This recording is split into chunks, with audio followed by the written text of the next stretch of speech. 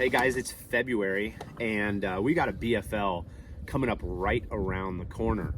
Let me just answer the first question. Am I gonna fish it? I don't know right now. This weekend we're taking my son down to Florida for the first surfing event that he'll be in this year.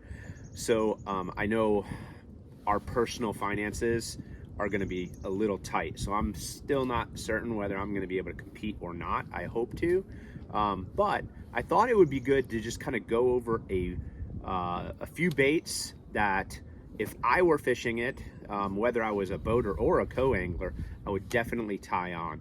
However, this video is geared towards the co-angler because I think more often than not, it's the co-angler that does not know what to bring, and oftentimes they just bring way too much. They have a cluttered mess on the side of the boat, and they spend a lot of time, mixing up tackle. So I'm just gonna keep it super simple so that you can fish the BFL on Lake Norman as a co-angler in the most efficient way possible. And I'm gonna try to do it in 3 to 5 rods. If you're bringing more than that, you're wasting your time. If you're bringing a 50-pound bag of tackle, you're also wasting time. You don't need that much stuff here on Lake Norman, particularly this time of year. Without overdue, let me just kind of go over some of the baits that I would rig if I were a co-angler in the BFL. Okay guys, of course, the very first thing I'm gonna show you is a Wacky Rig. Now, this particular one is a Riot Baton. Of course, I'm gonna try to show our products when I can, but if you're using a Senko or a Yum Dinger or whatever it is, it will work.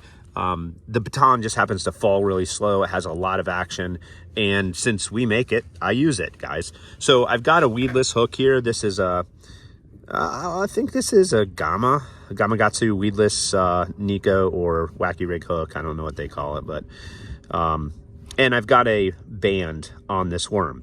Now I'm gonna have it rigged up, but oddly enough, I generally, if I were fishing as a co-angler, I might not have it rigged up as a Wacky Rig. I might use a nail weight like this one and insert it in the tip and fish it as a Nico. The great thing about rigging up a singular rod, and I wouldn't bother bringing one Nico and one Wacky Rig, just bring one spinning rod with a hook like this on it, one worm. You can always stick a nail weight in the end of it if you find that they are orientating to baits on the bottom. So if your fisherman is fishing with a jig and he's getting bit and you are fishing a Wacky Rig and you are not, bring some nail weights and then finish this off by hooking it up with a Nico rig. If you don't know how to rig up a Nico rig, I do have another video that shows how I rig my Nico rig that will help you out.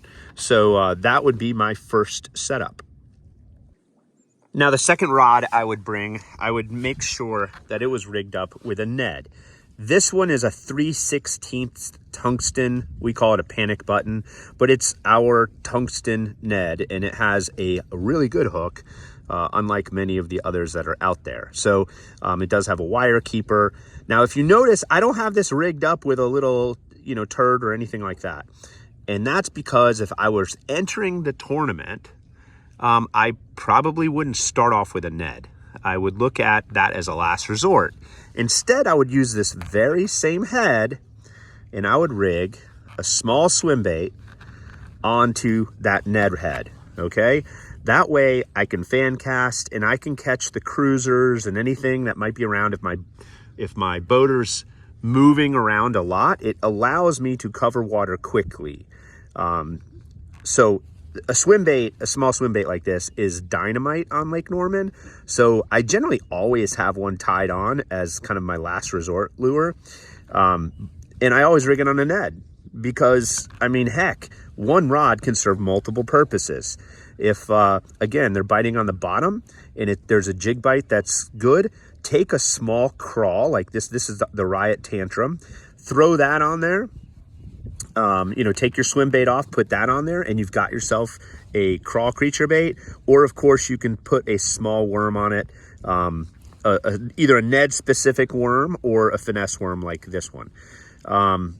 So my second rod would be rigged with a Ned rig, and I probably would go with 1/8 or 3/16. I wouldn't go heavier than that, unless it's super, super windy and my angler was fishing deep. But I find 1/8 and 3/16 are perfect. Now, if my angler was in some muddy water, and a lot of times guys will fish muddier, shallower water up north. If I were up there, chances are they're going to be throwing an A-rig, jerkbait, or a crankbait, or maybe even a bladed jig. Now, what I would do in that situation is try to be different. And not many people throw traps or lipless crankbaits on Lake Norman. But let me tell you, with the right one, it's a dynamite pattern. Now, if you're using a big 1/2 ounce, 3/4 ounce lipless crankbait, you are going to be wasting your time because you're going to be getting hung up a lot. So in this case, I've got a cotton cordell. That's a 1/4 ounce lipless crankbait right here. And this is the Riot Raptor. This is actually a 1/2 ounce, but it falls super slow and was made for the shallow water pattern that you'll encounter on Lake Norman. It's got a really big shimmy, and you can reel this thing super, super slow in shallow water without it getting hung up on the bottom. So if I was behind somebody throwing a crankbait or a lipless, a crankbait or a bladed jig, this is probably what I would be throwing behind them. This thing's done its job today.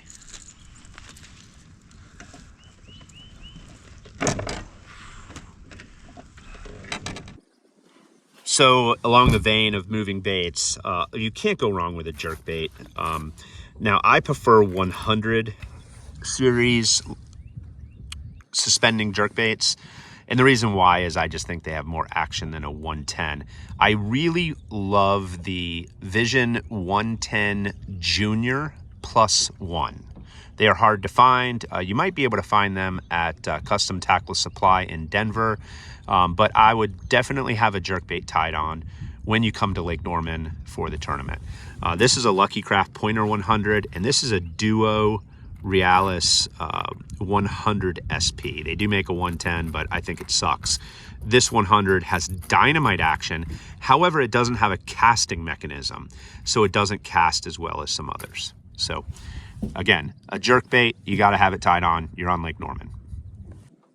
The last thing, of course, that I would have tied on is a drop shot. And my favorite color is Morning Dawn. This is Riot Synth. This one probably needs to be replaced because it's chewed up. This is a neutrally buoyant hand-poured triple color worm, and this is our Morning Dawn color. But robo worms work as well. However, they tend to sag if you dead stick them, whereas this one stays neutrally buoyant, so the tail stays out straight. So I would rig a drop shot. That would be my 4th rod, and it would probably be my last rod. Now, some guys would be like, well, you have to have a shaky head tied on. Well, I showed you that Wacky Rig setup and how quickly you can insert a nail weight into that worm to turn it into a Nico rig. I would actually fish that instead of a shaky head. Your angler will be fishing a shaky head, and you don't want to be throwing the same thing behind them. And I think a lot of times that Nico rig, it just gives it a little, it's a little extra, right? So that bait, I think, is a better choice than throwing a shaky head behind an angler who's probably already throwing one. So there you go, guys. We're keeping it simple. 4 rods for Lake Norman, which will allow you as a co-angler to efficiently fish behind your angler. You know, it keeps it simple, it keeps it clean. You don't need to bring a lot of tackle, and it will allow you to keep your line in the water instead of your head in your tackle bag or your hands trying to untangle 15 rods that you brought on some guy's boat. And hopefully, if you do jump into the BFL, I hope you guys have a great tournament. Hopefully I'll be there, but if I'm not, I'll be sitting at home wishing I was there. So, all right, guys, that's it for this video. I hope you enjoyed it, and we'll see you next time out on the water.